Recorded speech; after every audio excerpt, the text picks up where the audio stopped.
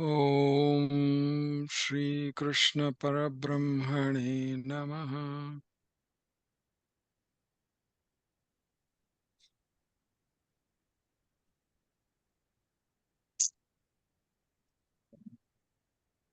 మనము ఈ జ్ఞాన మార్గంలో ప్రయాణం చేస్తూ భగవద్గీతని చెప్పుకుంటూ ఉన్నాము. ఎంతో పూర్వపుణ్యంతో గాని ఈ సత్సంగం అనేది మనకి లభించదు.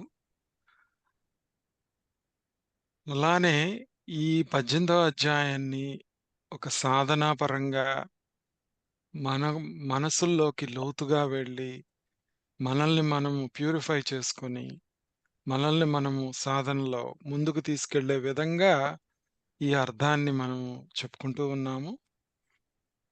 ఇప్పటిదాకా 18వ అధ్యాయంలో మనము మోక్ష సన్యాస యోగం దాంట్లో మనము మనకి సాధనలో కలిగేటువంటి ఇబ్బందులేంటి?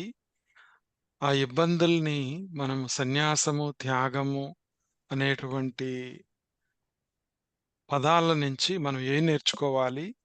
వాటిల్లో నుంచి మనము త్యాగము అనేది ఒక ఫలాకాంక్ష లేకుండా, ఫలం మీద ఆసక్తి లేకుండా మనము ముందుకు వెళ్తూ, అలానే ఈ సాధనలో కూడాను మనమే పరమాత్మ తత్వమై ఉన్నాము. వేరుగా ఏమీ లేదు అనేది తెలుసుకోవటానికి మనకి కావలసిన ఈ 3 అని చెప్పి ఎప్పుడు చెప్పుకుంటూ ఉన్నాము. ఏంటది? ఒకటి జ్ఞానం ఉండాలి. ఆ జ్ఞానము పరమాత్మకు సంబంధించిన జ్ఞానము, లేదా వస్తు జ్ఞానము. ఎందుకంటే నేతి సిద్ధాంతం ద్వారా అన్నింటినీ మనము ఇది కాదు, ఇది కాదు అని చెప్పుకొని నేను ఇది అన్న నిశ్చయానికి రావటానికి ఉపయోగపడేదన్నమాట. సో, అలా మనము తెలుసుకుంటూ అంతర్ముఖులమయ్యి రావటానికి ఏమి ఇబ్బందులు కలుగుతున్నాయి అనంటే భగవానుడు మనకి అవసరమైనవి ఒక 5 అంశాలున్నవి. ఆ 5 అంశాల మూలానే మనము అవతారాల్లాగా అంటే అవతారం అనకూడదు. మనం జన్మలు తీసుకొనొస్తున్నాము. ఆ జన్మలు తీసుకొనొస్తున్నాం కాబట్టి ఎందుకు అవి జరుగుతున్నాయి అని తెలుసుకోవటానికి 5 కావాలి మనకి. ఆ 5 ఏంటి మనం తెలుసుకున్నాము. అధిష్టానం, తథా కర్త, కర్మ అంటే కరణం అన్నమాట. ఇంద్రియాలు, చేష్ట అంటే ఈ బయట ఉన్న శబ్ద, స్పర్శ, రూప, రసగంధాదులు ఏవైతే ఉన్నాయో ఆ 5 అంశాలు అంటే ప్రపంచం అంటే ఆ 5తోనే ఉంది. 6 ఉంది. శబ్ద, స్పర్శ, రూప, రసగంధాదులు అవి 5. సో, ఆ 5 తర్వాత చివరికి దైవం అనేది చెప్పుకున్నాము. దైవం అనేదేంటి? అది ఈ ఇంద్రియాలకి, కరణాలకి వెనకున్న శక్తి అని ఒక రకంగా చెప్పుకోవచ్చు. లేదా విధి అనేది ఏంటంటే, మన కారణ శరీరంలో ఉన్నటువంటి వాసనలు, మనకున్నటువంటి కర్మ ఫలితాలేవైతే ఉన్నాయో, వాటి మూలానే మనం చేసే పనులన్నీ చేస్తూ ఉంటాం అని మనకు తెలిసిందే అది. దానిలో భాగంగా మనకి ఒక 6 చెప్పటం జరిగింది భగవానుడు. మనం ఇప్పటిదాకా జ్ఞానము చెప్పుకున్నాము. కర్మ గురించి చెప్పుకున్నాము. కర్త గురించి చెప్పుకున్నాము. బుద్ధి గురించి చెప్పుకున్నాము. ఓకే. అంటే ఏ పని చేయాలన్నా గాని మనకి దానికి సంబంధించినటువంటి జ్ఞానం ఉండాలి. మనల్ని మనం తెలుసుకోవడానికి కూడా ఒక జ్ఞానం ఉండాలి. కానీ ఇక్కడేంటంటే నేతి సిద్ధాంతం ప్రకారము ఆ జ్ఞానం కూడా ఏంటి అంటే మన మన ప్రాబ్లమ్ అర్థం చేసుకొని భగవానుడు మనము కొన్ని సిట్యుయేషన్స్‌లో సత్వగుణ పరంగా ఉంటాము. కొన్ని చోట్ల రజోగుణంగా ఉంటాము. కొన్ని చోట్ల తమోగుణంతో ఉంటాము. అలా కాంబినేషన్స్‌లో ఉంటూ ఉంటామనమాట. అట్లానే ఇవన్నీ చెప్పుకుంటూ వచ్చారు మనకి. సో, ఇవన్నీ ఒక కర్మని చేస్తున్నాము, నేను చేస్తున్నాను అనే భావనొచ్చినప్పుడు కర్తగా ఉంటున్నాము, భోక్తగా ఉంటున్నాము. ఆ కర్మలు చేసేటప్పుడు సాత్వికంగా, రాజసికంగా, తామసికంగా మనం చేసుకొని చేస్తున్నాము. వీటన్నింటినీ చేయడానికి విచక్షణా జ్ఞానం గూడా మన దగ్గర ఉంది. అదే బుద్ధి అన్నమాట. ఒకవేళ మనకి అన్నీ తెలిసినా గానీ, ఆ బుద్ధి నిశ్చయాత్మక బుద్ధి లేకపోవటం మూలాన మనము ఒక్కొక్కసారి వాటిని కరెక్ట్‌గా చేయలేకపోతూ ఉంటాం. ఓకే. ఆహ్, అలానే బుద్ధి గురించి మనం పోయినసారి చెప్పుకున్నాము. ఏంటది? తామసికంగా ఉండే బుద్ధి ఏంటి అంటే, మనము అధర్మాలు, కార్యం అంటే చేయాల్సినయి, చెయ్యకూడనివి అనే విచక్షణ లేకుండా ఉండి కూడాను అంతా నాకే తెలుసు అనేటువంటి బుద్ధితో ఉన్నప్పుడు అది తామసికమైన బుద్ధి అన్నమాట. రాజసికంగా వచ్చేటప్పటికేంటంటే, ఈ ధర్మాలు, కార్యాకార్యాలు నాకు పూర్తిగా తెలియదు. తెలియకుండా చేస్తూ ఉంటారు వాళ్ళు. అక్కడేమో తామసికంగా తెలియకపోయినా గాని తెలుసు అనుకుంటా ఉంటారనమాట. నాకంతా తెలుసు అనుకుంటూ ఉంటారు. సాత్విక బుద్ధి దగ్గరికొచ్చేటప్పటికేంటంటే, ఈ ఇవన్నీ చేసే పనులన్నీ బంధమోక్షాలు ఇవన్నీ కూడాను విచక్షణతో ఆలోచించుకొని, ఏది ఇంపార్టెంటు, ఆత్మ నాకు ఇంపార్టెంటు, మిగతావన్నీ కాదు అనే బుద్ధి, జ్ఞానము దాన్ని ప్రతిసారి అప్లై చేసుకుంటూ వెళ్తూ ఉంటాం. అది సాత్విక బుద్ధి అన్నమాట. అంటే ప్రతి దాంట్లో మనం చేసే ప్రతి పనిలో ఒక నిజం ఉంటుంది. ఆ నిజాన్ని తెలుసుకుంటే అటు దుఃఖం గాని, ఇటు పొంగిపోయేటువంటి సుఖము అనే దాంట్లో కూడా మనం కూరుకుపోకుండా ఉంటామన్నమాట. ఇవన్నీ చెయ్యాలి అంటే మనలో ఒక దృఢత్వం ఉండాలి. ఓకే. దృఢహ అవ్వాలి. దృఢహ అవ్వాలి అంటే మనకి ఏం కావాలి? అంటే ధృతి. అదే ధృతి అన్నమాట. ధృతి అంటే అచంచలమైనటువంటి ఏకాగ్రత. ప్రతి దాంట్లో మనము అచలమై చెప్పేసేసి అచలంగా ఉండటము, మన దృఢత్వంతో ఉండటము ఇవన్నీ అన్నమాట. ఇప్పుడు ఆ ధృతి గురించి, సుఖం గురించి మిగతా 2 అన్నమాట. మొత్తం 6 కాబట్టి ఈ 2 కూడాను ఈరోజు మనం చెప్పుకుందాము ధృతి గురించి. ధృతిలో మళ్ళా ఏంటి అనేది మనం ఆహ్, బాగా ఎక్స్‌ప్లనేషన్ చేసుకుందాము. ఈ శ్లోకం చూడండి 33 శ్లోకము. "ధృత్యా యయా ధారయతే మనః ప్రాణేంద్రియక్రియాః యోగేనావ్యభిచారిణ్యా ధృతిః సా పార్థ సాత్వికీ" అని చెప్పొస్తుంది. ఇక్కడ ఈ పార్థ, ఓ పార్థ, ఈ యయా అవ్యభిచారిణ్య అంటారు. అంటే ఏదైతే ఇట్లా చలించకుండా ఉన్నటువంటి ధృత్యా ధారణ శక్తి ఏదైతే ఉందో, ఒకదాని మీద దృఢంగా ఉండటమే ధారణ అంటాం మనం. దాంట్లో అలా ఉండటే పోతే ధారణ తర్వాత ఆహ్, ధ్యానము. ధ్యానం తర్వాత సమాధి అని చెప్పి మనం అష్టాంగ యోగంలో చెప్పుకున్నాము. సో, అలానే ఇక్కడ ధారణ అన్నమాట. ధారణా శక్తిని పెంచుకుంటున్నాం మనం. ఎలాగా విచక్షణా శక్తితో కరణము, ఇంద్రియాలని కంట్రోల్ చేసుకుంటూ, ఈ శరీరాన్ని అంటే అధిష్టానాన్ని జాగ్రత్తగా పెట్టుకొని, ఇట్లా ఈ 5 అని చెప్పుకున్నాం గదా! అధిష్టానం, కర్త, కరణం, చేష్ట, దైవం ఇవన్నీ అన్నమాట. సో, ఇట్లా 3 రకాల ధృతిని ఈయన చెప్తున్నారన్నమాట. సాత్వికంగా ఉన్నదాన్ని ఫస్ట్ జెప్పారు. ఎట్లా అంట ఇది ధృత్యా యోగేన. ఇక్కడ యోగేన అంటే మనము ధారణ చేస్తూ ధ్యాన యోగంలోకి వెళ్తున్నామనమాట. ధ్యానంలోకి వెళ్తున్నాం. ధ్యానం చేస్తూ ఎలా అంట మనం మన ప్రాణేంద్రియ క్రియాహ. మనం మొట్టమొదట్లో మనం ఈ క్రియాయోగం ద్వారా గానీ, లేపోతే భక్తి యోగం ద్వారా గానీ, ఏదో ఒక మార్గాన్ని మనం ఎంచుకొని, ఆ మనస్సుని ప్యూరిఫై చేసుకొని, ఆ ధారణా శక్తిని పెంచుకుంటూ ఉంటాం మనం.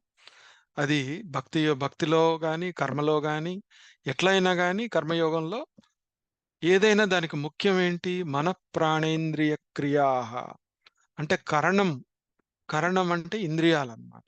ఆ ఇంద్రియాలని వాటన్నింటిని జాగ్రత్తగా తెచ్చుకొని ధారయతే ధారణ చేస్తూ మనము చేసేదాన్నే అంటే ఎట్లా అవ్యభిచారిణ్య అంటే ఒక ఒక గోల్ పెట్టుకొని ఆ గోల్ మీద ఫోకస్డ్‌గా ఉండి అదెందుకు చేస్తున్నామో తెలుసుకొని చేస్తూ ఉంటే మనం ముందుకు వెళ్తామన్నమాట.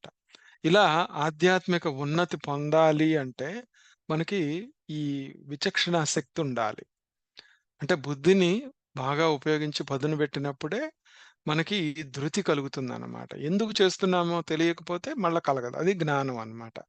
నువ్వు తెలుసుకున్న జ్ఞానాన్ని ఒక కర్తగా హ్మ్. ఇలా బుద్ధితో జాగ్రత్తగా తెలుసుకొని ధృతిని కూడా ధృతితో ఇంప్రూవ్ చేసుకోవాలి.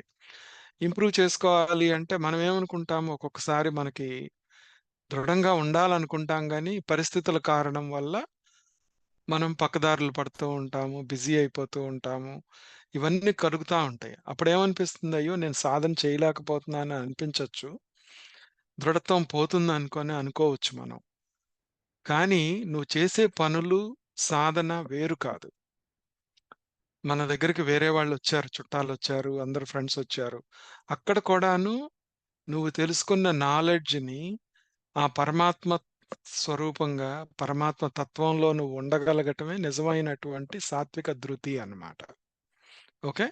అప్పుడు చేయలేకపోతున్నాను, నేను చదువులో చదవలేకపోతున్నాను, నేను ఈ సత్సంగంలో ఉండలేకపోతున్నాను అనే భావన కాకుండా, దాంట్లో నువ్వు సాక్షిగా ఉండి, నువ్వు ఎంతవరకు ప్రవర్తించాలి, ఎంతవరకు మాట్లాడాలి, ఎలా నీ యొక్క కరణం, కర్త, భోక్త ఇవన్నీ నువ్వు ఏ జ్ఞానంతో నువ్వు విచక్షణా జ్ఞానంతో వ్యవహరిస్తూ ఉంటే, అదే పెద్ద సాధన అన్నమాట. అదే సాత్వికమైనటువంటి సాధన. సో, విధి అంటాం మనం. విధి అంటే ఏంటి?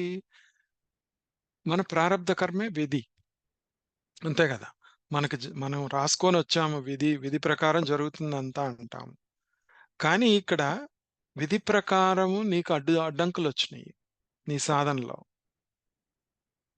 అయ్యో! నాకిన్ని అడ్డుపడుతున్నాయే అని బాధపడుతూ, నా తలరాత ఇంతే అనుకుంటామా? ఏదన్నా కష్టం వచ్చినప్పుడు, అక్కడ ఫ్రీ విల్ అనేది ఉపయోగపడుతుంది మనకి. భగవంతుడు చెప్పేదేంటంటే, ఇక్కడ ధృతిని ఉపయోగించుకునేదేంటంటే, ఆ ఫ్రీ విల్ ఏంటంటే, నువ్వు సాక్షిగా ఉండటము, దానిలో నుంచి దుఃఖపడాలా, సుఖపడాలా, లేదా సాక్షిగా చూడాలా అన్న దాంట్లో నీ ఫ్రీ విల్ ఉంటుంది ప్రతి దాంట్లో.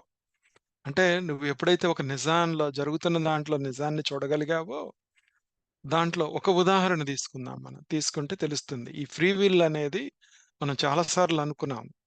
ఆ ఫ్రీ విల్ అనేది ఎలా వాడుకోవాలి మనము? ఎక్కడ చాయిస్ ఉంది మనకి? అనేది ఆలోచిస్తే ఒక విచక్షణ జ్ఞానంతో చూడాలి. ఎట్లా అంటే ఇప్పుడు సపోజు ఒకళ్ళకి బాగా సివియర్‌గా ఒక డిసీజ్ వచ్చింది. బాగా డిసీజ్ వచ్చినప్పుడు మనం యాస్ ఎ డాక్టర్‌గా మనం ఏం చెప్తాము? వాళ్ళకి ఒక మెయింటెనెన్స్ థెరపీనో, లేకపోతే దాన్ని పాలియేటివ్ థెరపీ అంటాం. దాన్ని ఎంతవరకు అంటే మన మనస్సుని మనము ఆ పాలియేటివ్ కింద మార్చేసుకున్నామనమాట. అంటే ఏంటి? ఎంత చేయగలమో చేసి, ఆ రోజుకి ఎంత చేయాలో చేసుకొని, వాళ్ళకి సుఖంగా, వాళ్ళకి కంఫర్టబుల్‌గా ఉండేట్టు చేయటమే ఆ క్యాన్సర్ వచ్చినప్పుడు గానీ, ఏదైనా గానీ చేస్తాం. అదే ఒక రకమైన మామూలుగా కొంచెం కష్టమైన డిసీజ్ అయినా గానీ కొంచెం క్యూరబుల్ అయినప్పుడు మనం ఏం జేస్తాము అంటే ఆహ్, హ్మ్, మందులు వేసుకుంటూ ఉంటాము. డయాబెటిస్ వచ్చింది మనకి. హైపర్ టెన్షన్ వచ్చింది. బ్లడ్ ప్రెషరు ఇట్లాంటివి ఏదన్నా కొన్ని క్రానిక్ డిసీజెస్ వచ్చినప్పుడు మనం ఏం జేస్తాము? కష్టం వచ్చింది. కానీ దాన్ని మెయింటైన్ జేసుకోవటానికి మందు అనేది వాడుతూ ఉంటాం. కదా!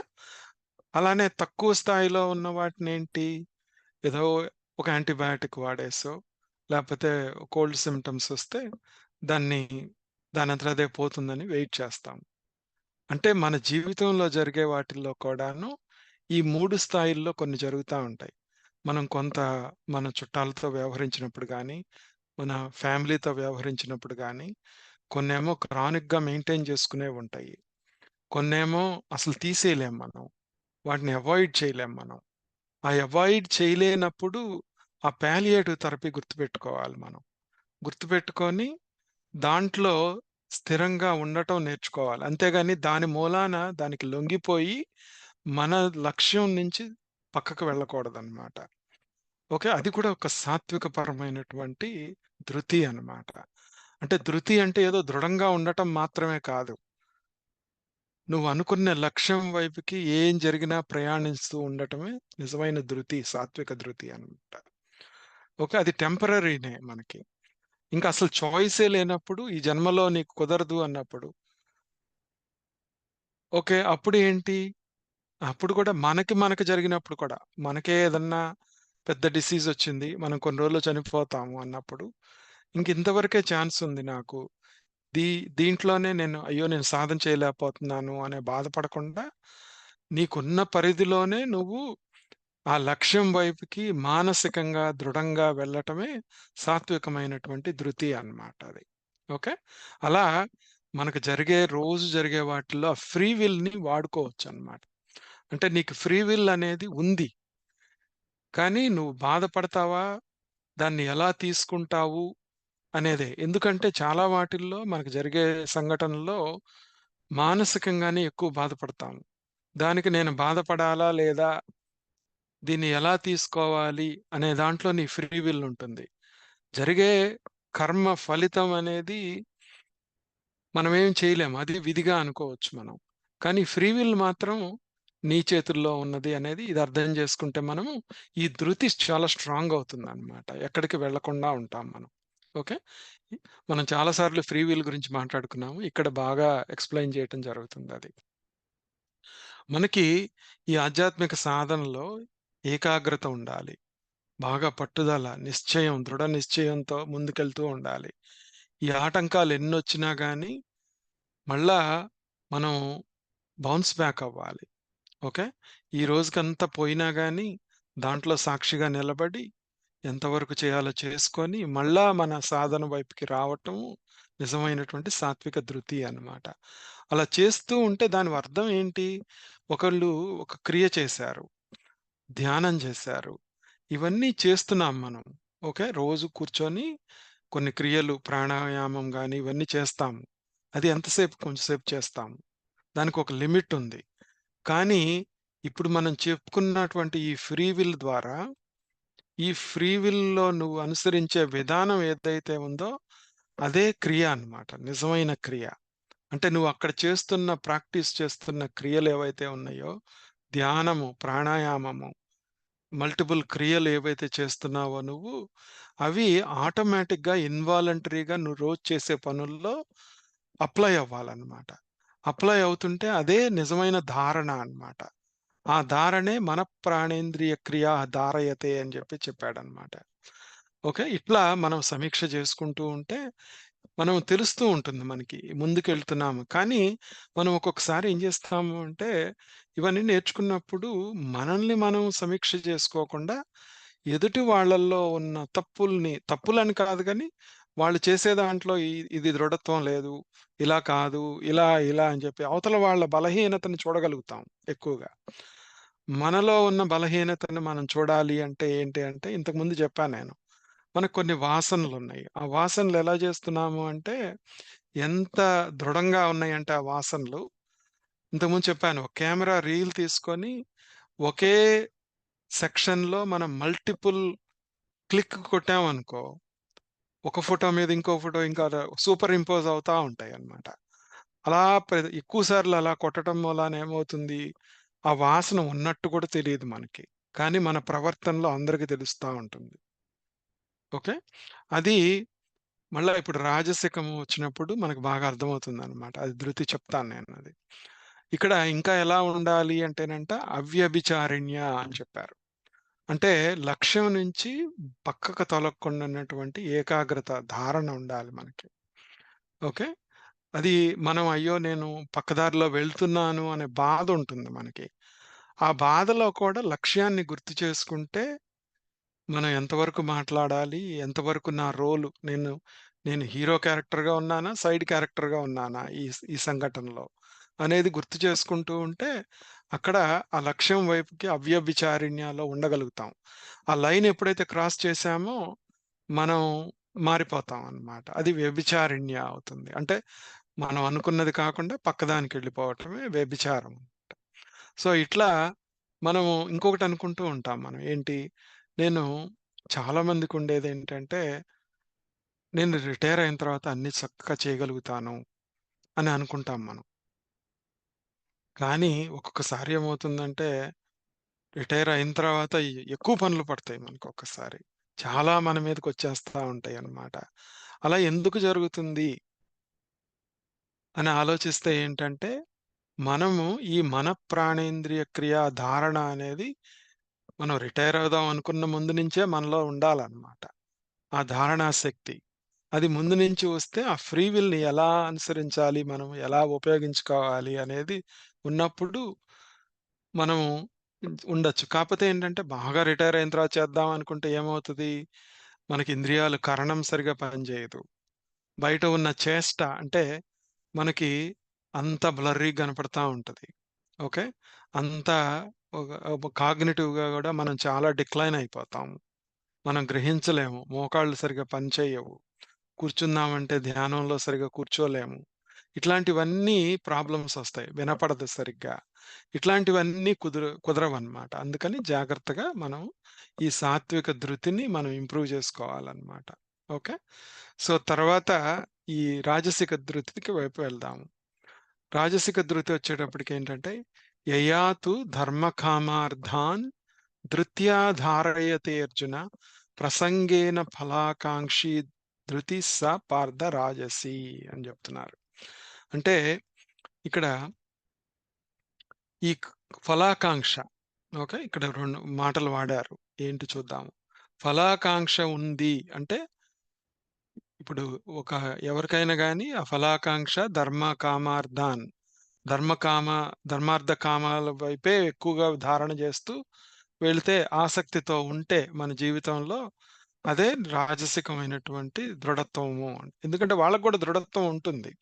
రాజసికంగా వెళ్ళే వాళ్ళకి గోల్స్ ఉంటాయి.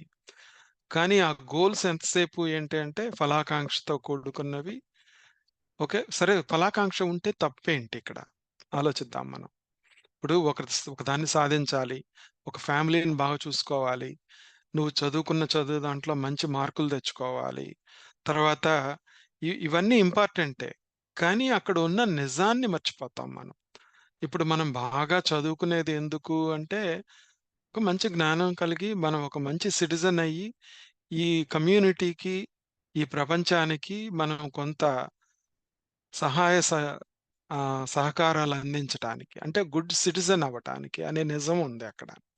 కానీ మనము మంచి జాబ్ తెచ్చుకోవాలి, మంచిగా డబ్బులు సంపాదించాలి అనే లక్ష్యము వైపుకెళ్ళిపోతున్నాము. అది ఫలాకాంక్ష, అక్కడ ఫలాకాంక్ష అదనమాట. అలా వెళ్ళటం మూలాన ఏమవుతుందంటే, వ్యభిచారిణ్య అంటే నిజమైంది ఏదైతే ఉందో దాని వైపుకి వెళ్ళకుండా, అప్పుడేమవుతుంది రాజసిక ధృతితో ఉన్నప్పుడు నీకు డెఫినిట్‌గా సుఖమో, దుఃఖమో కలుగుతా ఉంటాయి. నువ్వు సాక్షిగా ఉండలేవు. ఆ అనంత ఆనందం వైపుకి వెళ్ళలేవన్నమాట. ఇక్కడ మళ్ళా పుణ్యం కోసం కూడాను మనం దైవ కార్యాలు చేస్తూ ఉంటాం.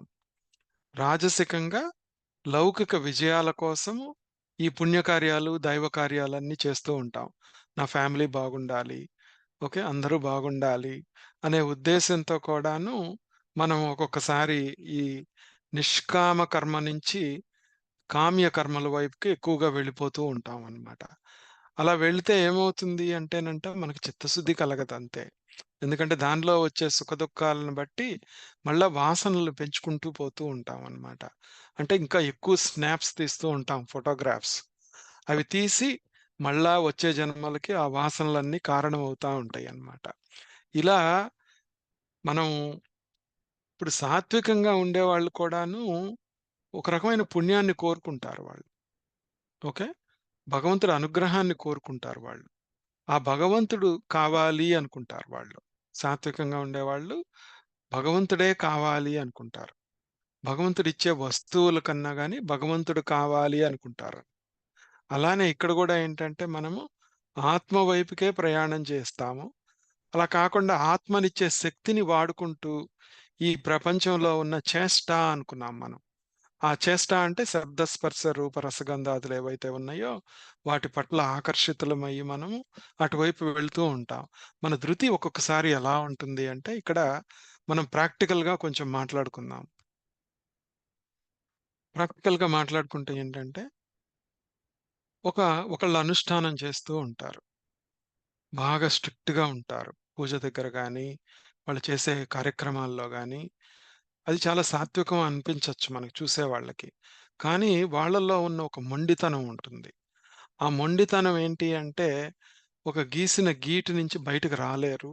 దాంట్లో ఓపెన్ మైండ్‌తో చూడలేరనమాట. ఆ అనుష్ఠానం వెనుకున్న చాదస్తాన్ని వాళ్ళు ఇతరుల మీద ఫోర్స్‌గా రుద్దటం గాని, వాళ్ళని పక్కనున్న వాళ్ళని ఇబ్బంది పెట్టటం.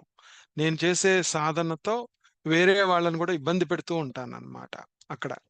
ఓకే. అది నాకు ఫలాకాంక్ష కాదు. నేను దేవుడి కోసమే గదా చేస్తున్నది అనే భావన మనలో ఉండొచ్చు. కానీ అక్కడ ధృతి ఏంటంటే, ఆ ధృతి మూలాన నువ్వు పక్కనున్న వాళ్ళని కూడా ఇబ్బంది పెడుతూ ఉంటావనమాట. ఇంకొకటేంటి అంటే, నేను చెప్పిందే జరగాలి అనే ధృతి ఉంటుంది చాలా మందికి. నేను చెప్పింది జరక్కపోతే ఇదే కరెక్టు. వీళ్ళకి ఇదే కరెక్టు. నేను చెప్తుంటే ఎందుకు వినరు వీళ్ళు. ఓకే. అని చెప్పి మనం ఆ హంగుని, ఆ పర్సనాలిటీని వ్యక్తం చేస్తూ ఉంటామనమాట. మనల్ని చూడగానే అవతల వ్యక్తులకి కొంచెం భయము, భక్తి ఉంటుంది. ఎందుకు అంటే మనం ఏమన్నా కొంచెం ఏంటంటే ఇప్పుడు పిల్లలున్నారు. అయ్యో! అమ్మని బాధ పెట్టడం ఎందుకు అని చెప్పి తను చెప్తున్నది కొంచెం మొండితనంతో ఉన్నా గాని వాళ్ళు బాధ పెట్టడం ఎందుకు అనే ఉద్దేశంతో వాళ్ళు కష్టపడినా కానీ వాళ్ళు చేస్తారు.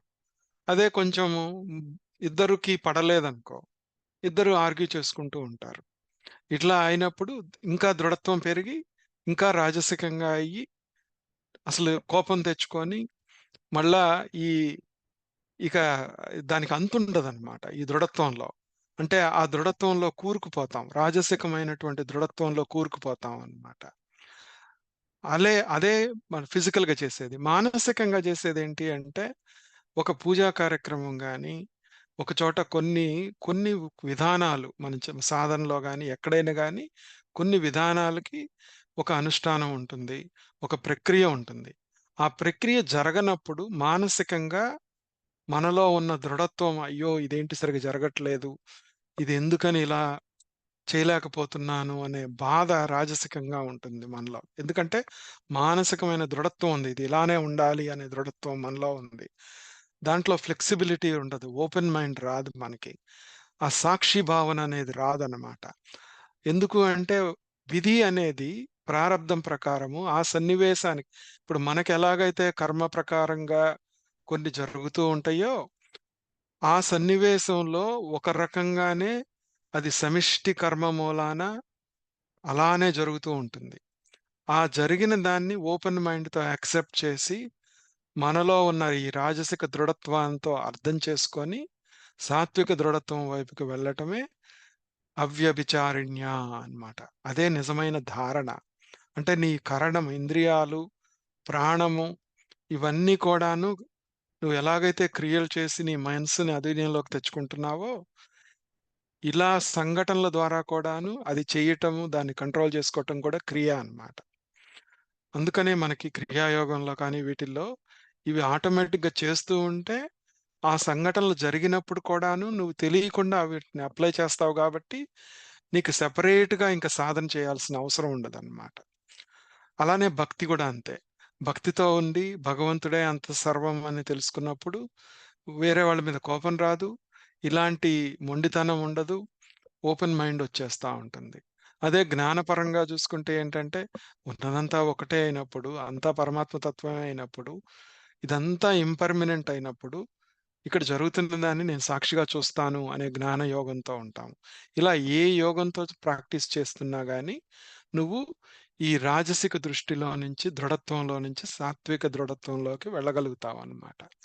ఇక్కడ ఫలాకాంక్ష అనేది అదనమాట. గుర్తుపెట్టుకోవాలన్నమాట అక్కడ. ఓకే. సో, ఇలా మన జీవితాన్ని మనం రోజు చేసే వాటిల్లో ఈ సాధనని వాడుకోవాలి. తర్వాత తామసికమైనటువంటిది ఏంటో చూద్దాం. యయా స్వప్నం భయం, శోకం, విషాదం మదమేవ చ నా విముంచతి దుర్మేధా ధృతిః సా పార్థ తామసీ అని చెప్తున్నారు. ఇక్కడ ఇంకా లోతులకు వెళ్తే మనం, ఓ పార్థ దుర్మేధ అని చెప్తున్నారిక్కడ. ఏంటి అంటే దుర్మతి అయిన మనుష్యుడు. అంటే విచక్షణా శక్తి ఉండదిక్కడ ఇంకా. దుర్మతి అన్నమాట.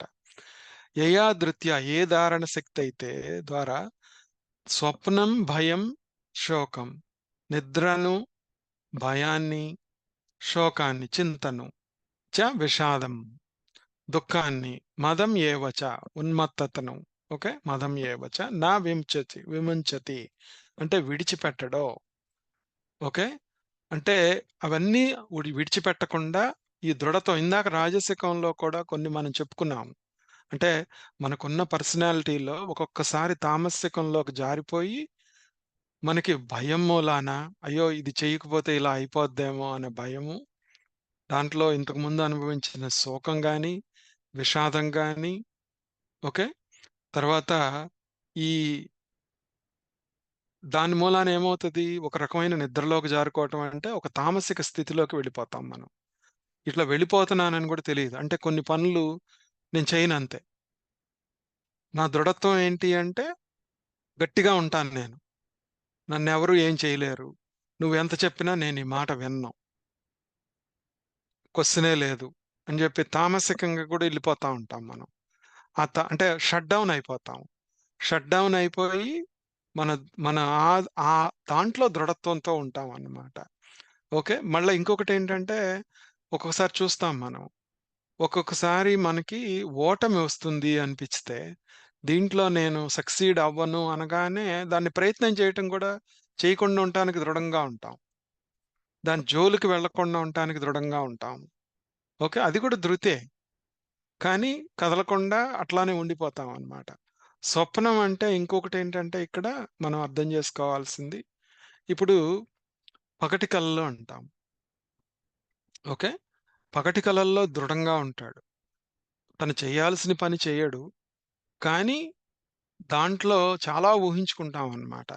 ఇది జరిగితే బావుంటుంది. ఇలా ఉంటే బావుంటుంది అనే దృఢత్వంలో ఇది ఇలానే జరగాలి అని జెప్పి దృఢత్వంలో ఉంటాడు. పగటి కలలనమాట. ప్రయత్నం ఏమి లేకుండా రాజసికంలో అట్‌లీస్ట్ ప్రయత్నం ఉంటుంది. ఇక్కడ ప్రయత్నం గూడా లేకుండా దృఢంగా ఉంటాడు. అంటే ఇది ఒక ఆలోచన గుర్తుపెట్టుకోవాల్సిందేంటంటే, ఇది చాలా ఇంపార్టెంట్ పాయింట్ మన వాసనలకి. Pay attention to this. మనం ఒక్కొక్కసారి మన రిలేషన్‌షిప్స్‌లో మన మనస్సులో ఉన్నది అవతల వాళ్ళకి చెప్పకుండా, వాళ్ళు మనల్ని అర్థం చేసుకొని, మనం అనుకున్న విధంగా చెయ్యాలి అనే ఒక ధృతితో ఉంటాం మనం. ఓకే. వాళ్ళు తెలుసుకొని చెయ్యాలి అనే ఒక తపన ఉంటుంది మనలో. ఆ ధృతి కూడాను దాని మూలాన ఏమవుతుంది, వెంటనే అసలు వీళ్ళు అర్థం చేసుకోలేరు, వీళ్ళెప్పుడు ఇంతే అనే భావన పిల్లల దగ్గర గాని, మన హస్బాండ్స్ దగ్గర గాని, ఎక్కడైనా గాని, మన వర్క్‌లో గాని ఆ దృఢత్వంలో ఉంటాం. అంటే అది కూడా ఒక రకమైనటువంటి పగటి కల అన్నమాట. స్వప్నంలో ఉండటం. ఒక్కొక్కసారి ఏమవుతుంది అంటే, మన వాసన ఎలాగైతే మల్టిపుల్ స్నాప్స్‌తో అది కవర్ అయిపోయిందో, అదేంటో క్లారిటీ ఉండదో, ఒక్కొక్కసారి మనకు కావాల్సింది కూడా మనకి అదేంటో తెలియదు. కానీ, అవతల వ్యక్తి అది తెలుసుకొని మనకు చెయ్యాలి అనుకుంటాం మనం. ఓకే. అది దానివల్ల ఏంటంటే, ముందు మనకే అర్థం గాదు. ఇప్పుడు చిన్న పిల్లలున్నారు. వాడికేం గావాలో అర్థం గాదు. కానీ వాడికేదో గావాలి. ఏడుస్తాడు. అలానే మనం గూడా పెద్దవాళ్ళుగా మనం ఒక్కొక్కసారి వ్యవహరిస్తూ ఉంటాం. ఇదంతా తామసిక ధృతి అన్నమాట. అర్థమైంది గదా! అంటే ఇట్లాంటివన్నీ మనము ఈ వాసనలన్నింటిని అర్థం జేసుకోవాలన్నమాట. అర్థం జేసుకొని కరెక్ట్ చేసుకోవాలి. కరెక్ట్ చేసుకోపోతే ఈ మనలో ఈ దృఢ నిశ్చయం అనేది అంత బాగా రాదన్నమాట. ఓకే. ఇంకొకటేంటంటే రాజసిక ప్రవృత్తిని మనం పూర్తిగా తీసేయకూడదు. ఎందుకు అంటే తామసికంలో ఏమి చేయకుండా ఉండే కన్నా రాజసికంలోకొచ్చి కొంచెం చేస్తూ వాటిని దాంట్లో ఉన్న లోటుపాట్లను అర్థం చేసుకోవడానికి రాజసికంగా ఉపయోగపడుతుంది మనకి. ఆ జ్ఞానం తెచ్చుకుని మన శుద్ధి ఎప్పుడైతే జరిగిందో, చిత్తశుద్ధి ఎప్పుడైతే వచ్చిందో మనకి, దానికోసం కర్మ, భక్తి యోగాలను వాడుకున్నాము. ఎప్పుడైతే నువ్వు జ్ఞానానికొచ్చావో, ఆ సాత్విక దృఢత్వంలోకి ఇంకా ఎక్కువగా వెళుతూ ఉంటావన్నమాట. అలా వెళ్ళటమే నువ్వు ఇంపార్టెంట్‌గా ముందుకెళ్ళేదన్నమాట దీంట్లో. ఇంకా ఏంటి అంటే ముందు తామసికమైనటువంటి వాటిని ఐడెంటిఫై చేసుకోవాలి మనం. మనలో ఉన్న మొండితనాన్ని, తుప్పుని వదిలించుకోవాలి. దానికి కొంచెం భక్తి యోగము, కర్మయోగము నువ్వు చేయగలిగిందంతా ఒక్కొక్కసారి మనం అంత జ్ఞానం తెలిసినా గానీ, ఒక్కొక్కసారి కొంచెం తామసికంలోకెళ్ళిపోయినప్పుడు ఏం చేయాలి అంటే, ఒక నామస్మరణ చేసుకోవటము, క్రియలు ఇంకా కొంచెం ఎక్కువగా చేసుకోవటము, ధ్యానం ఇంకొంచెం సేపు ఎక్కువ చేయటము, ఇంకా ఈజీగా ఉండటానికి భజన్సు, ఒక ఒక నామాన్ని ఉచ్చరించటము, ఇలా చేస్తూ అందుకనేంటంటే, మనకు శంకరాచార్యులు వారు కూడా చెప్పిందేంటి అంటే, ఎంత అద్వైతంలో నువ్వున్నా కానీ, గురువు దగ్గరకొచ్చేటప్పటికి ద్వైతంలోనే ఉండాలి అని చెప్తారాయన. అంటే దాని అర్థం ఏంటి అంటే, నువ్వు ఒక్కొక్కసారి తామసికంలోకి జారుకుంటూ ఉంటావు. జారుకున్నప్పుడు ఇప్పటిదాకా నీకు ఉపయోగపడిన మెథడ్స్‌ని వదిలిపెట్టకుండా, ఆ నామస్మరణ గాని, లేకపోతే నువ్వు చేసే సమాధి స్థితి సంబంధించిన అష్టాంగ యోగం గాని, క్రియలు గాని, ఏదైనా గాని మళ్ళా ఒకసారి బ్యాక్‌కి గుర్తు చేసుకొని నువ్వు చేయాలి. అదే జ్ఞాన మార్గంలో ఎళ్ళేవాళ్ళేం చేయాలి? ఒక సత్సంగం వినాలి. ఒక పుస్తకం చదువుకోవాలి. అలా చదివినప్పుడు మళ్ళా తామసికంలో నుంచి రాజసికము, రాజసికంలో నుంచి సాత్వికంలోకి వెళ్తామనమాట. ఇలా ఈ 3 చెప్పారు. ఓకే. సో, ఇప్పుడు మనము సుఖంలోకి వెళ్తున్నాము. ఈ ధృతి అనేది 3 రకాలు అయిపోయింది మనకి. ఈ ఇప్పుడు మళ్ళా సుఖం చెప్తున్నారు. ఏం చెప్తున్నారో చూద్దాం. దానికి ఇంట్రొడక్షన్ చెప్తున్నారు 36వ శ్లోకంలో. సుఖం త్విదానీం త్రివిధం శృణు మే భరతర్షభ అభ్యాసాద్రమతే యత్ర దుఃఖాంతం చ నిగచ్చతి అని చెప్తున్నారు. అంటే ఈ సుఖం కూడాను మళ్ళా 3 విధాలుగా ఉంది అని చెప్తారు. ఇది కొంచెం బ్రీఫ్‌గానే ఉంటుంది. తర్వాత మళ్ళా దాంట్లో డీటెయిల్డ్‌గా వెళ్తారు భగవానుడు. ఈ సుఖం అనేది కూడాను ఇదానీం త్రివిధం సుఖం మే శృణు నా మాటలు విను. యత్ర అభ్యాసాత్ రమతే చ దుఃఖాంతం నిగచ్చతి. ఏ సుఖమందు యత్ర అంటే ఏ సుఖమందు అభ్యాసాత్ భజన ధ్యానాదుల వల్ల అభ్యాసం అంటే నువ్వు చేసే సాధనల వల్ల రమతే ఆనందిస్తూ ఇంకా దుఃఖాన్ని అతిక్రమించునో అదే నిజమైనటువంటి సుఖం అన్నమాట. అది మళ్ళా 3 రకాలుగా ఉంది అని చెప్పేసేసి చెప్తున్నారు. ఇక్కడ నువ్వు ఈ 3 రకాల దాన్ని సుఖాన్ని దీన్ని మళ్ళా నువ్వు ఎలా అర్థం చేసుకోవాలి అనేది నెక్స్ట్ శ్లోకంలో మళ్ళా చెప్తున్నారు. అదేంటో చూద్దాం. 37వ శ్లోకము. అదేంటి అంటే యత్తదగ్రే విషమివ పరిణామేమృతోపమం తత్సుఖం సాత్వికం ప్రోక్తం ఆత్మబుద్ధి ప్రసాదజం అని చెప్తున్నారు. చాలా సింపుల్ గానే ఉంటాయి ఈ శ్లోకాలు. ఏంటి ఫస్ట్ అర్థం చెప్పుకొని తర్వాత మనం డీటెయిల్డ్‌గా వెళ్దాం. యత్ అగ్రే విషం ఇవ అంటే మొట్టమొదట్లో కొంచెం విషంలాగా కష్టం అనిపించినా గాని తర్వాత అమృతోపమం తర్వాత సుఖంగా ఉంటుంది. అమృత తుల్యంగా ఉంటుంది. అదెట్లా అంటే ఆత్మబుద్ధి ప్రసాదజం. పరమాత్మకు సంబంధించినటువంటి ఆ విషయాల్లో మనం నిమగ్నం అవుతూ కలుగుతూ ఉన్నటువంటి అంటే ఎప్పుడైతే అంతర్ముఖులమయ్యి ఈ జ్ఞానంతో ప్రకాశిస్తూ దాని వైపు వెళ్తామో అట్లాంటి సుఖాన్ని సాత్విక సుఖము అంటున్నారు అని చెప్తున్నారు. ప్రారంభంలో కష్టం ఉన్నా గాని తర్వాత అమృతోపమం అని చెప్తున్నారు. ఓకే. అది తర్వాత మళ్ళా ఈ 3 గూడా చెప్పుకొని అప్పుడు మనం వెళ్దాం మళ్ళా. విషయేంద్రియ సంయోగాత్ యతదగ్రే అమృతోపమం పరిణామే విషమివ తత్సుఖం రాజసం స్మృతం అని చెప్తున్నారు. అంటే ఏంటి? ఇదొచ్చేటప్పటికి ఏంటి అంటే ఫస్ట్‌లో అమృతంలాగా అనిపించినా గాని తర్వాత విషంలాగా ఉంటుందది. అది రాజసికమైనటువంటి సుఖము అని చెప్తున్నారు. కదా!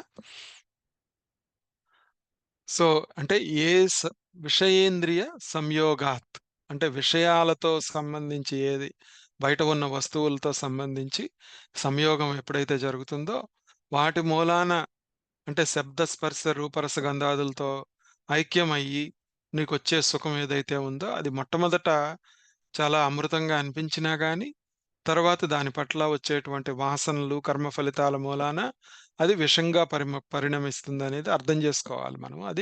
అది రాజసం అన్నమాట.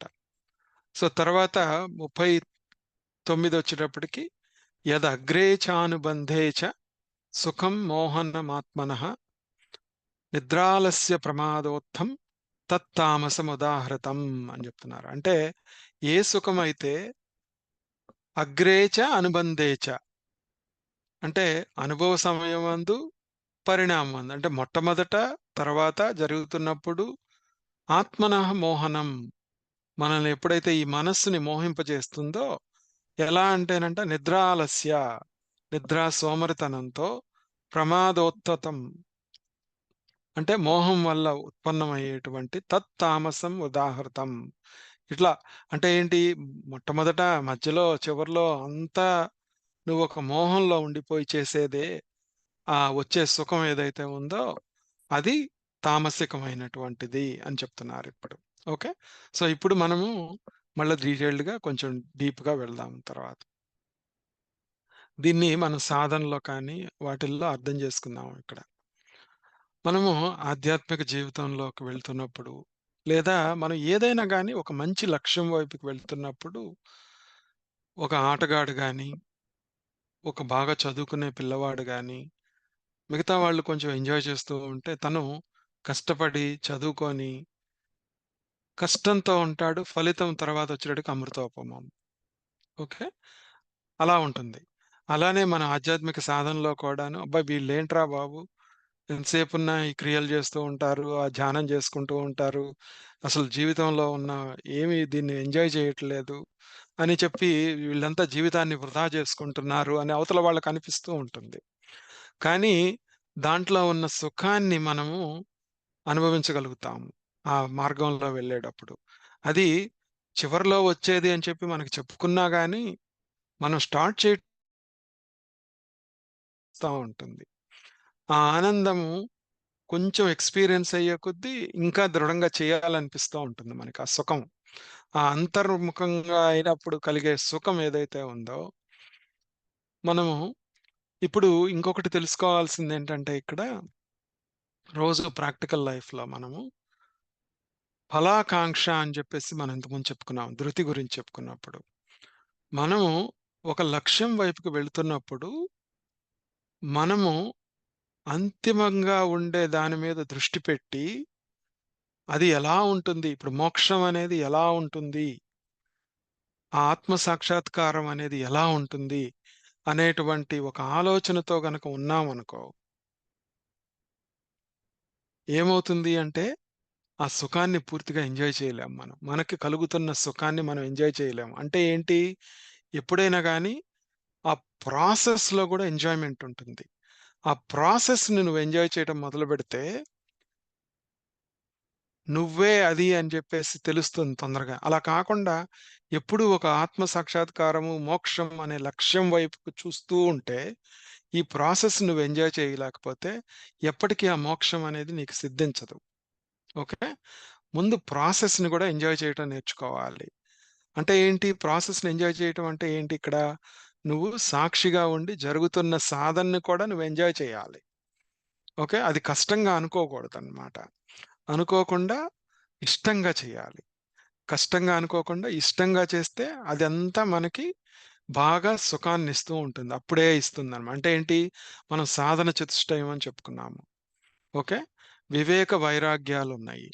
వివేక వైరాగ్యాల్లో వచ్చినప్పుడు ఇక్కడ కూడాను మనం గుర్తుపెట్టుకోవాల్సిన సాత్విక, రాజసిక సుఖంలో చూసుకుంటే మనము ప్రతి సంఘటనలో ఒక నిజం ఉంది అని ఎప్పుడైతే తెలిసిందో మనకి, ఈ విధి విధానం ప్రకారం ఇలా జరుగుతుందని తెలిసినప్పుడు నువ్వు సుఖానికి, దుఃఖానికి అతీతమైనటువంటి స్థితిలో ఉంటావు. ఆ బాధ్యతని మాత్రమే నిర్వర్తిస్తావు నువ్వు. బాధ్యతను ఎప్పుడైతే నిర్వర్తించటం మొదలుపెట్టావో, ఇది చెడు జరుగుతుందా? మంచి జరుగుతుందా? అని కాకుండా, నేను చేయగలిగింది ఇంతే. నేను చేసేది ఇదే అని చెప్పి నువ్వు చేస్తున్నప్పుడు కలిగే సుఖం ఏదైతే ఉందో, అది నిజమైనటువంటి సాత్విక సుఖం అన్నమాట.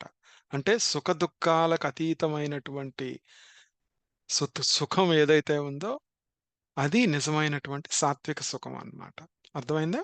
అంటే ప్రతి దాంట్లో మనము సాక్షి భావనతో ఉండి ప్రశాంతంగా ఉండి, ఏమి జరిగినా అంటే వెన్నువిరిగి మీద పడ్డా కదలదు అనే చెద చెదరకుండా ఉంటారు అంటారు. దాని అర్థం అదనమాట. అంటే మనం చేసే సాధన చతుష్టయంలో కూడాను దాన్ని అర్థం చేసుకొని, ఆ వివేక వైరాగ్యాలు, ఆ ముముక్షత్వము, ముముక్షత్వం అంటే ఏంటి ఇక్కడ అంటే, ఏదో ముక్తి కావాలనుకోవటం కాదనమాట.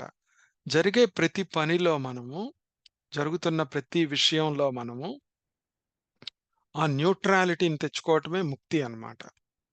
ఆ సాక్షి భావన తెచ్చుకొని, సుఖానికి, దుఃఖానికి అతీతమైన స్థితి ఏదైతే ఉందో, దాన్ని మనం అనుభవించటమే నిజమైన ముక్తి అన్నమాట. అదే మోక్షము, ఆత్మానందం అన్నమాట. ఆ ఆత్మానందాన్ని ప్రతి విషయంలో మనం అనుభవించొచ్చన్నమాట. అది నిజమైనటువంటి సాత్వికం. ఇక్కడ మనం రాజసికంలోకి వెళ్ళిపోతూ ఉంటాం. అది ఎందుకు వెళ్తున్నాము అంటే, మళ్ళా ఇందాక చెప్పుకున్నాం మనం. శబ్ద, స్పర్శ, రూప, రసగంధాదులు. ఇందాక మనం చెప్పుకున్న వాటిల్లో అధిష్టానం, కర్త, కరణం, చేష్ట, దైవం. ఈ 5. ఈ మొత్తం ఇప్పుడు చెప్పుకున్న వాటన్నింటిలో మనము ఏది జ్ఞానము, కర్మ, కర్త, బుద్ధి, ధృతి, సుఖం.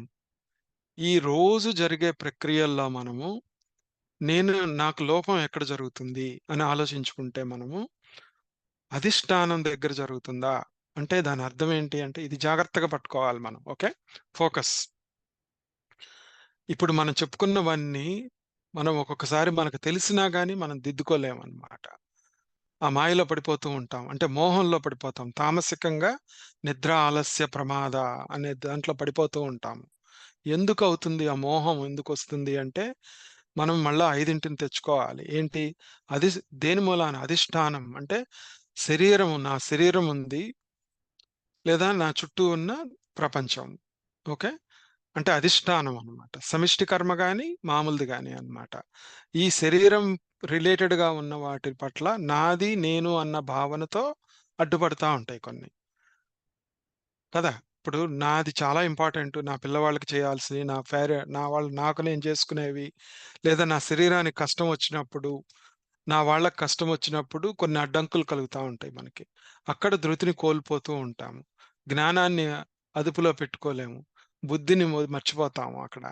ఇట్లాంటివన్నీ మర్చిపోయి భోక్తగా అయిపోతాము. కర్తగా, భోక్తగా ఆ కర్మలో దాంట్లో మునిగిపోతామనమాట.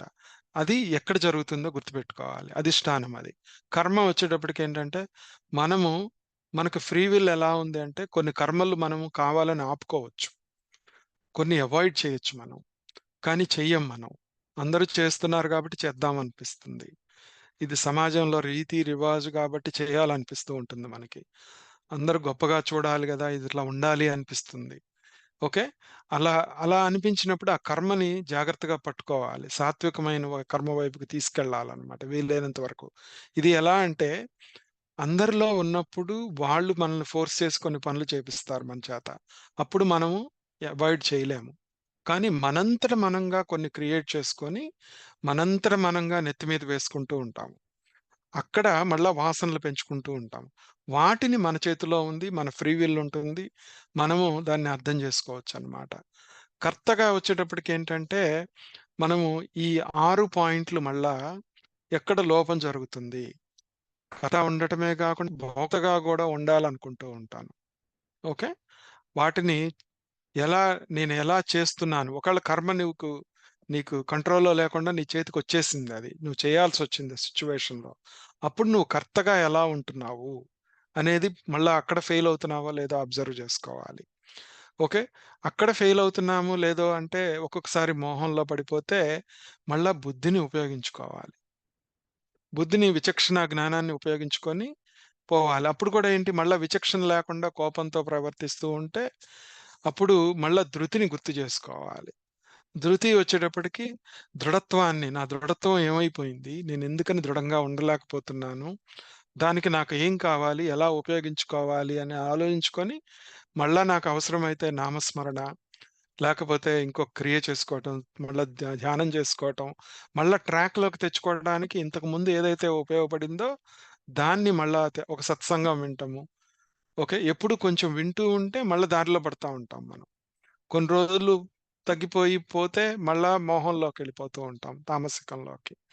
ఓకే. మళ్ళా నేను ఈ సుఖాన్ని అనుభవించేటప్పుడు కూడాను నేను తామసికంగా మోహంతో ఈ అధిష్టానం మీద నా శరీరపరంగా ఉన్న దాని మీద మోహంతో ఉంటున్నానా? లేకపోతే నేను వేరే రకంగా మోహంలోకి వెళ్తున్నానా? ఇట్లా తామసికంగా అబ్ అలానే భయంతో కొన్నిసార్లు ఓకే. ప్రేమతో కొన్నిసార్లు, తర్వాత ఇంకా రకరకాల ఎమోషన్స్‌కి లోనైపోయి మనము ఈ ఆరింటిలో కొట్టుమిట్టాడుతూ ఉంటాం. ఓకే. అది మామూలు లైఫ్‌లో జరిగేది. అదే నువ్వు ఉన్నతమైన సాధనకు వెళ్ళినప్పుడు ఇది ఇంకా హైయ్యర్ స్టేజ్. ఏంటది చూద్దాం. ఈ ఉన్నత సాధనకు వెళ్ళినప్పుడు ఏమవుతుంది అంటే, నువ్వు లక్ష్యం వైపుకి ప్రయాణం చేస్తున్నప్పుడు ఒక ధ్యానం చేస్తూ ఉంటావు. చేసి నీలో కొంత పరిపక్వత సంపాదించుకుంటావు. సంపాదించుకున్న తర్వాత నీకులో కొన్ని సిద్ధులు కలుగుతూ ఉంటాయి. లేదా నీలో ఒక సాత్విక భావన ఏర్పడతా ఉంటుంది. దాని మూలాన ఏమవుతుందంటే దాంట్లో ఒక మోహం ఏర్పడుతుంది.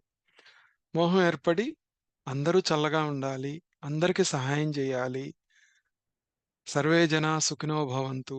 ఇట్లాంటివన్నీ వచ్చి మనమే అక్కడ ఒక ధృతి మొదలయ్యి మళ్ళా రాజసికంలోకి వెళ్ళిపోతూ ఉంటామనమాట. మన ముందు ప్రెజెంట్ అయ్యి వచ్చినప్పుడు గురువుల దగ్గరికెళ్ళినప్పుడు వాళ్ళు ఏది వాళ్ళంతట వాళ్ళు స్టార్ట్ చేయరు. అది ఒక సమిష్టి కర్మ ద్వారా ఆ ఉన్న భక్తుల్లో ఉపయోగపడే విధంగా వాళ్ళు చేస్తారు తప్పితే, వాళ్ళంతట వాళ్ళుగా సంకల్పంతో చేయరు. వాళ్ళు సంకల్పరహితంగా ఉంటారు. ఓకే. అంటే ఆ వాసనలు ఉండవు వాళ్ళకి. వాసనలు లేకపోవటం మూలాన మనోనాశనం ఆల్రెడీ ఉంది వాళ్ళకి. వాళ్ళు సాక్షిగా ఉంటారు. ఓకే. ప్రతి దాంట్లో అట్లా హయ్యర్ స్టేజ్‌లో ఉంటారు కాబట్టి అదనమాట. సో, ఇలానే ఆ స్థితిలో ముందుకు వెళ్తున్నప్పుడు మనకు కలిగే సిద్ధులు, మనకు కలిగేటువంటి ఒక రకమైన పవిత్రత అందరూ అబ్జర్వ్ చేస్తూ ఉంటారు. అందరూ పొగుడుతూ ఉంటారు. అక్కడ మళ్ళా నువ్వు తామసికంలోకి, మోహంలోకి వెళ్తావా? రాజసికంలో ఉండి ఇంకా ఉధృతంగా వీళ్ళకి నేను ఏదో ఒకటి చేయాలి, వీళ్ళకి నేను బోధించాలి, వీళ్ళని ఉద్ధరించాలి అని అక్కడ గూడాను మనల్ని రాజసికంగా తీసుకెళ్తుంది. అక్కడ మోహం ఆవరిస్తుందనమాట. ఇలా ఉన్నత స్థాయికెళ్తున్న కొద్దీ కూడాను ప్రతి చోట నువ్వు ఈ అధిష్టానం తదాకర్త కర్మ, కరణం, చేష్ట అంటే శబ్ద, స్పర్శ, రూప, రసగంధాదులు మనల్ని పట్టుకుంటూ ఉంటాయి. అందుకనే నైష్కర్మ్య సిద్ధి గురించి నేనెప్పుడు చెప్పేటప్పుడు సురేశ్వరాచార్యులు వారు చెప్తా ఉంటారనమాట. ఈ నైష్కర్మ్య సిద్ధి అంటే ఏదో కర్మల్లో అట్లా వెళ్ళటం కాదనమాట. ఈ సాధనలో ఉన్నత స్థాయిలో వెళ్ళిన తర్వాత కూడాను, ఆ నైష్కర్మ్య సిద్ధిని పొందటం అన్నమాట. అంటే అర్థమేంటి? మనము ఈ మనం అహం బ్రహ్మాస్మి అనేది అర్థం చేసుకున్నాము. సర్వం కల్విదం బ్రహ్మ అనేది మనం పట్టుకోవాలి అంటే, ఈ ప్రపంచంలో ఉన్న వస్తువులు మనల్ని పట్టుకునేది శబ్ద, స్పర్శ, రూప, రసగంధాదుల ద్వారా. ఈ 5ని మనల్ని ఎలా ఇన్‌ఫ్లూయెన్స్ చేస్తున్నాయి అవి? మనం ఎలా ప్రేరితులం అవుతున్నాము అని తెలుసుకొని జాగ్రత్తగా దృఢత్వంతో ఉండటమే నిజమైనటువంటి నైష్కర్మ్య సిద్ధి అన్నమాట. అది ఆటోమేటిక్‌గా ఒక స్థితికెళ్ళిపోయినప్పుడు ఆ శబ్ద, స్పర్శ, రూప, రసగంధాదులు కూడా పరమాత్మ తత్వమే. వాటికొచ్చే శక్తి కూడా ఆ డిరైవ్ అయ్యే శక్తి అంతా కూడాను ఆత్మ నుంచే వస్తుంది. పరమాత్మ నుంచే వస్తుంది. అలానే మనం ఒక వ్యక్తిని చూసాము. మన ఇంట్లో గాని, బయట గాని, ఎక్కడైనా గాని. వాళ్ళలో వాళ్ళు తిట్టినా, వాళ్ళ బలం చూసినా, వాళ్ళలో ఒక మోహం చూసినా, అవన్నీ కూడా వాటన్నిటికి శక్తి ఆత్మ నుంచే వస్తుంది అనే భావన ఎప్పుడైతే మనకుందో, అప్పుడు ఆ పరిస్థితిలో నువ్వు హీరోగా ఉండాలా? సైడ్ క్యారెక్టర్ అవ్వాలా? దాన్ని ఎంతవరకు తీసుకోవాలి? ఎంతవరకు మాట్లాడాలి? అనే విచక్షణ జ్ఞానం మనలో వస్తుందన్నమాట. దాన్ని ఆటోమేటిక్‌గా వచ్చేస్తది మనకది. అదే నిజమైనటువంటి నైష్కర్మ్య సిద్ధి అన్నమాట. ఓకే. చేయకుండా ఉండటం సిద్ధి కాదు. నువ్వు ఎంతవరకు చేయాలో అంతవరకు చేయటం, ఎంతవరకు మాట్లాడాలో అంతవరకు మాట్లాడటం, ఆ మోహంలోకి వెళ్ళకుండా ఉండటమే నిజమైనటువంటి ఆహ్, హ్మ్, స్థితి అన్నమాట. ఇలా మనము ఈ ఈ విషయాలన్నీ ఇట్లా ఈ సుఖము ఇవన్నీ కూడాను ఇప్పుడు ఈ 18వ అధ్యాయాన్ని ఇన్ని ఎంత మనము సాధనలో లోపం జరుగుతున్నప్పుడు ఈ 6ని 5కి కంపేర్ చేసుకుంటూ మనము చాలా కర్మయోగాన్ని, జ్ఞానయోగాన్ని బాగా రిఫైన్ చేసుకోవాలనమాట. రిఫైన్ చేసుకోకపోతే కష్టం అనమాట. అందుకనే ఇప్పుడు భగవానుడు ఏం చేస్తున్నాడు అంటే మళ్ళా ఇదంతా ఈ సుఖం గురించి వీటన్నిటి గురించి చెప్పిన తర్వాత ఆయన 40వ శ్లోకం దగ్గరికొచ్చేటప్పటికి నా తదస్తి పృథివ్యాం వా దివి దేవేషు వా పునః సత్వం ప్రకృతి జైర్ముక్తం యథేభిః స్యాత్ త్రిభిర్గుణైః అని చెప్తారు. అంటే ఇక్కడేంటంటే ఈ ప్రకృతి నుండి వచ్చినటువంటి మనం అనుకుంటాము ఎందుకు ఇదంతా ఇలా జరుగుతుంది అంటే, ఈ ప్రకృతి నుండి ఉత్పన్నమైనటువంటి త్రిభిః గుణైః ఈ 3 గుణాల చేత సత్వత రజో తమో గుణాలు. ఏదైనా మొత్తం అంతా గూడాను ఈ మూడిటి మీదే ఆధారపడి ఉంటుంది. ఈ ఈ ప్రాణి ఇప్పుడు ఇట్లా విడువబడింది కంప్లీట్‌గా 3 గుణాల చేత విడువబడింది. స్యాత్ తత్ సత్వం. ఆ ప్రాణి పృథివ్యాం దివి ఆకాశమునందు గాని, పృథివినందు గాని, దేవతలందు గాని ఎక్కడా కూడా లేదు. అంటే ఈ 3 గుణాలతో ఇన్‌ఫ్లూయెన్స్ కానటువంటిది ప్రాణి ఎక్కడా ముల్లోకాల్లో గాని, 14 లోకాల్లో గాని లేదు అని భగవానుడు ఇక్కడ చెప్తున్నాడన్నమాట. అంటే ఏంటి? ఈ 3 గుణాలు నువ్వు అర్థం చేసుకొని కంప్లీట్‌గా నువ్వు జంతువు నుంచి మనుష్యుడికి, మనుష్యుడి నుంచి దైవత్వానికి, దైవత్వంలో నుంచి అమృతత్వానికి నీ ప్రయాణం సాగుతూ ఉండాలన్నమాట. అది జాగ్రత్తగా అంటే ఎక్కడ కూడా తప్పించుకోలేము మనము అని చెప్పి భగవానుడు దాన్ని కంక్లూడ్ చేస్తున్నారు ఈ గుణతత్వాన్ని. చెప్పి మళ్ళా మనము మన ప్రవృత్తులు ఎలా ఉంటాయి? మనం ఎలా ప్రవర్తిస్తూ ఉంటాము? అని చెప్పి మళ్ళా ఒక్కసారి కర్మయోగాన్ని, జ్ఞానయోగాన్ని ఇప్పుడు ఎలాగైతే మనము ఈ 6ని, 5కి రిలేట్ చేసుకుంటూ చెప్పుకున్నామో, మళ్ళా వాటిని కొన్ని ఉదాహరణలతో భగవానుడు 41 శ్లోకం నుంచి దాదాపు 66 శ్లోకం దాకా మనకి ఈ కర్మయోగము, జ్ఞానయోగంలో ఈ ఈ తప్పుడు పనులు మనం ఎలా చేస్తుంటాము? డీటూర్ ఎలా అవుతాము? పక్కదారులు ఎందుకు? మన స్వభావం ఏంటి? అనేది మళ్ళా చెప్పబోతున్నారనమాట. సో, టేక్ హోమ్ పాయింట్ ఏంటి అంటే, మనం ప్రతిసారి అంతర్ముఖులమయ్యి పరిశీలన చేసుకుంటూ, ఈ 5 అధిష్టానం, తదాకర్త మర్చిపోవద్దు. కరణం చ పృథగ్ పృథగ్ వివిధ చేష్ట, దైవం చ అని చెప్పేసుంటుంది. అవన్నీ కూడాను వాటిని మళ్ళా జ్ఞానం, కర్మ, కర్త, బుద్ధి, ధృతి, సుఖం అనే 6కి కంబైన్ చేసుకొని చూసుకుంటూ ఉండాలి. ఎక్కడ ఈ చిన్న నట్టుబడినా, చిన్న ప్రాబ్లమ్ వచ్చినా సాధనలో కొంచెం కష్టం కలిగినా, మనకి ఏది జరుగుతున్నా గానీ, మళ్ళా ఒక్కసారి going to the black board అనుకోని, going back to drawing board అంటాం కదా! అట్లానే మళ్ళా వెనక్కొచ్చి మనం ఈ 6ని, 5తో చూసుకొని ఎక్కడ నేను కష్టపడుతున్నానని తెలుసుకుంటే, మనం మళ్ళా వెంటనే రికవర్ అవ్వగలుగుతాము. ఆ ఫ్రీ విల్‌ని కరెక్ట్‌గా యూజ్ చేసుకోగలుగుతాం అన్నమాట. దాన్నే ఫ్రీ విల్‌నే మనకి యోగ వశిష్టంలో ఆయన వశిష్ఠుల వారు చెప్తారు. ఏంటి? మనము ఎప్పుడు కూడా దృఢంగా మనం చేసే పని మనం చెయ్యాలి. ఓకే. దానికి కంప్లీట్‌గా ఒక చాప్టర్‌ని ఆయన డెడికేట్ చేశారక్కడ. ఓకే. మానవ ప్రయత్నం అంటారు. పురుష ప్రయత్నము అంటాడాయన. ఒక చాప్టర్ మొత్తం పెట్టాడు దానికి. ఆ పురుష ప్రయత్నం అనేది ఇక్కడుండాలన్నమాట. ఓకే. విధిని మార్చకూడదు. మనము శబ్దస్పర్శ రూప రసగంధాదులతో ఉన్న ప్రపంచాన్ని మార్చాలనుకుంటాము. మన చుట్టూ ఉన్న వాళ్ళని మార్చాలనుకుంటూ ఉంటాము. కానీ అది విధి విధానం ప్రకారం, వాళ్ళ వాసనల ప్రకారం వాళ్ళు అలానే ప్రవర్తిస్తూ ఉంటారు. దానికి నీ రోల్ ఎంతవరకో చూసుకొని ఉండటమే ఆ సాక్షి భావనని అలవాటు చేసుకోవటం. ఓకే. చేయకుండా ఉండటం కాదు. ఎంతవరకు చేయాలో తెలుసుకొని చేయడం. Okay. With that we will conclude today's satsang. Om తత్సత్.